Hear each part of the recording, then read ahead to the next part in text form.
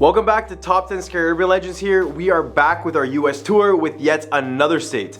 I'm your host Andrew, and today is all about the top 10 scary New Hampshire urban legends. Let's get right into this one. Number 10, Goody Cole. In 1656, Goodwife Eunice Cole, otherwise known as Goody Cole, was convicted of witchcraft and suffered through the harrowing experience of being tried and punished for a crime she may have not committed. After being released from prison in 1670, Cole returned to Hampton, but unfortunately, her troubles were far from over. Despite being found innocent during her second trial, Cole was treated like an outcast by her neighbors and was forced to survive by scavenging for berries. Legend has it that since her death, Cole has been responsible for a number of tragedies in Hampton, including the sinking of a ship that killed 8 people, as well as the haunting of the town in general. Eventually, many of the town folk would report her many times, and eventually they feared her and coined her with the name Witch of Hampton. Finally, in 1938, the town finally exonerated Cole and acknowledged that she may have been the victim of a terrible injustice. May have. It wasn't until the 1960s that a grave marker was set up in her honor, and since then,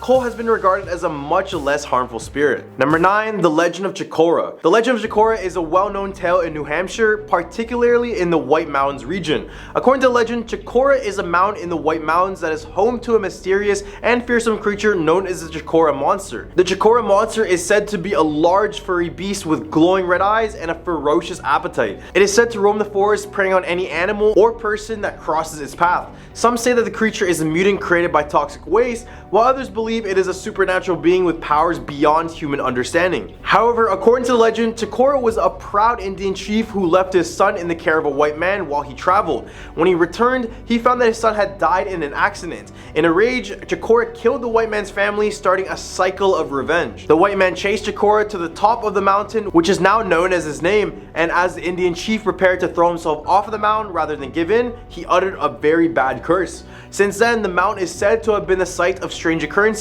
which many people attribute to this curse. Number 8, Cocheco Mills. The Cocheco Mills in Dover, New Hampshire has a dark history attached to it. Back in 1907, the building nearly burned down to the ground, which ended up killing several workers. And ever since, the reports of ghostly activity have persisted. Apart from those passed away in the fire, the mills has also been said to be haunted by the ghost of a former worker named Mary. According to the legend, Mary was a young woman who worked at the Cocheco Mills in the 19th century. One day, while working on the upper floors of the mills, she accidentally fell to her death. And since her tragic accident, her ghost is said to haunt the Cocheco Mills, particularly on the upper floors where she fell. Many people claim to have seen her ghost, often describing her as a young woman with long hair and a very sad expression on her face. Some say that they have heard her footsteps echoing through the empty corridors of the mill, or people who are left alone at night have said to encounter her completely and even spoken to her. Number 7, the Omni Mount Washington Hotel. The Omni Mount Washington Hotel is a luxurious and historic hotel located in the picturesque White Mountains of New Hampshire. Built in 1902 by entrepreneur Joseph Stickney, the hotel was the last of its kind to be built in the area, marking the end of the Grand Hotel era. Mr. Stickney married the beautiful Caroline Foster, who was 27 years his junior, just 10 years before the grand opening of the hotel. Tragically, Mr. Stickney passed away a year after the hotel's grand opening, leaving Caroline to inherit the hotel and all of its wealth. Caroline, who was known to be a little eccentric, eventually married a French prince and spent her winters in France, but she still maintained a strong connection to the Mount Washington Hotel. Legend has it that Caroline's ghost haunts the hotel to this day, with reports of her figure wandering the halls and even sitting on the edges of guests' bed. It is also said that lights here flicker on and off at will, and the sounds of crying babies can be heard in the ballroom when no one is there. Guests can stay in the Princess Suite room 314, where Caroline's 4-poster bed is still used to this day. And if you don't believe me, just ask any of the staff about their experience with the alleged ghost, and I guarantee they'll have a story of their own. This natural historic landmark offers not only the possibility of a paranormal encounter, but it also has these stunning views of the surrounding mountains, so visit here for whatever reason you want. Number 6, the Saco River. The Saco River, which flows for 136 miles from Crawford Notch to Saco Bay in Maine, has a long and mysterious history. The river is known for its varying water conditions, ranging from quiet stretches to rough rapids with fast currents. It is also known for its dark legend, which dates back to the early 1600s. According to the legend, Chief Squando of the Saco tribe was canoeing on the river with his wife and infant son when 3 English sailors snatched the baby from the mother and threw him into the water. The sailors were reportedly drunk and wanted to see if Native American infants were strong swimmers, as they had heard. The mother was able to rescue the baby, but he tragically passed away just a few days later. Chief Squando was said to have magical powers, and he placed a curse on the river, declaring that it would claim 3 white lives annually. From that day forward, the Saco River has been known as the River of Death. The legend of the river curse has been passed down through the years, and it is said that the river has claimed many lives, both of tourists and locals alike.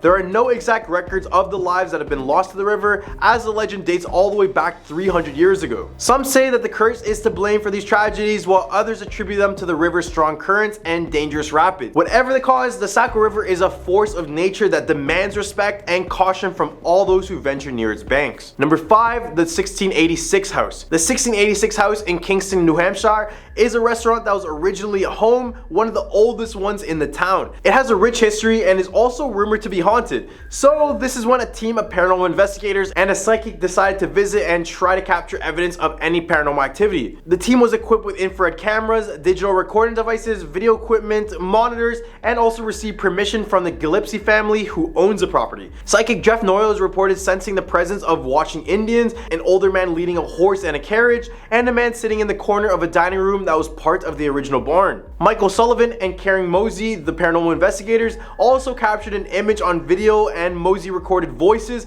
including comments such as, "Those are locked, there's hundreds of angels, and I'm frightful, and get those things off of you." Cold spots, which are thought to indicate the presence of ghosts, were also detected in this old building. As well, Noyles sensed a presence of children playing in a small dining room, and on the brighter side, he also sensed a loving presence and stolen kisses in a stairwell. The team also found an old root cellar in the basement, where Noyles reported that parents used to hide their children during storms. It is impossible to say for certain whether the reported paranormal activity was genuine or not, but the 1686 house is certainly a place with an interesting history and a potential for otherworldly encounters. Number 4, Portsmouth Lighthouse. The Portsmouth Harbor Lighthouse in New Hampshire is said to be haunted by the ghost of Joshua Card, who is one of its most famous and dedicated lighthouse keepers. Card served as a keeper of the lighthouse for 35 years, from 1874 all the way to 1909, and he was known for his intelligence, punctuality, sense of humor, and kindness to his neighbors and visitors. However, after his retirement and death in 1911, stories began to circulate about Card's ghost haunting the lighthouse and the surrounding area.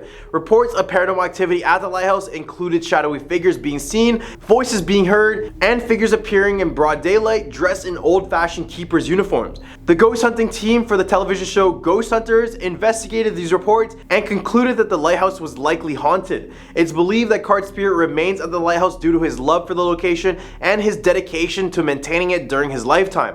Visitors to the lighthouse have reported strange occurrences, such as feeling his presence, hearing unexplained footsteps and voices, and seeing really weird shadows and lights all around the area. Some have even claimed to have had conversations with his ghost, who is said to still be watching over the lighthouse and the waters it guides ships through. Number 3, the Blair Bridge. The Blair Covered Bridge in Campton, New Hampshire is a historic structure with a reputation for being a paranormal hotspot. It was originally built in 1829, but in only a few months it was burned down by an arsonist named Lem Parker, who claimed that strange voices told him to do it. He made claims towards hearing demonic voices and growls inside of his head. Despite Parker's confession, he was never convicted due to a lack of witnesses, and after the bridge was rebuilt in 1870, it served as an important transportation route to connecting various highways and roads. However, it has also been the site of numerous unusual accidents and incidents, leading some to believe it is cursed. Some say it is haunted by an evil spirit, while others attribute the bad luck to coincidence. Then in 2011, the bridge was severely damaged by a giant limb during Hurricane Irene, causing over $2.5 million in damages. But back to the paranormal, other visitors claim to see shadowy figures when they walk near or even over the bridge,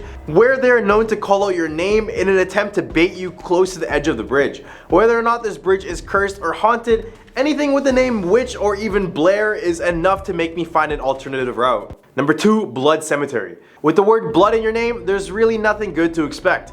Blood Cemetery in Hollis, New Hampshire is a place that is rumored to be haunted by the ghost of Abel Blood, who has been buried there since the year 1867. According to some reports, the finger carved on Blood's headstone points heavenward during the day and then points towards the ground at night. Fiona Broom, a paranormal investigator and author, has heard accounts of this phenomenon from people she trusts and has also experienced difficulty taking photographs in the cemetery. Two friends decided to go here in order to investigate paranormal activity back in 1990. While there, one of the friends friend saw a headstone with an engraved hand that appeared to be leaking a brownish rust-colored fluid. The other friend went to see the headstone for himself and reported feeling as though someone or something had pushed him. The friends left the cemetery and later learned that the hand on the headstone points downward at sunset. The headstone with the hand has since become well known in the paranormal community and was eventually replaced in 2007. Number 1. The Smuttynose Murders. The Smuttynose Murders, also known as the Haystack Murders, occurred on the small island of Smuttynose off the coast of New Hampshire in 1873.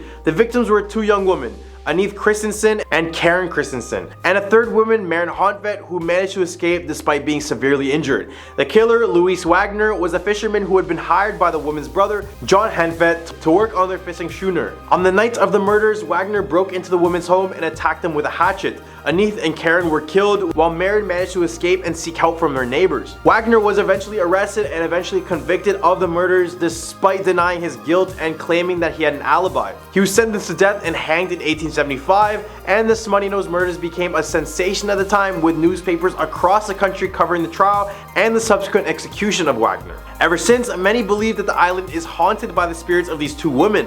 As the reports kept coming in, the island became more popular, which eventually inspired Anita Shreve's novel, The Weight of Water, just for those who want to read more about this. Well, these are the top 10 scary New Hampshire urban legends. What do you guys think about this list? Leave a comment down below with your thoughts, but don't forget to like and subscribe to this video for some more content. I'm your host Andrew, and I hope you guys have a scary day.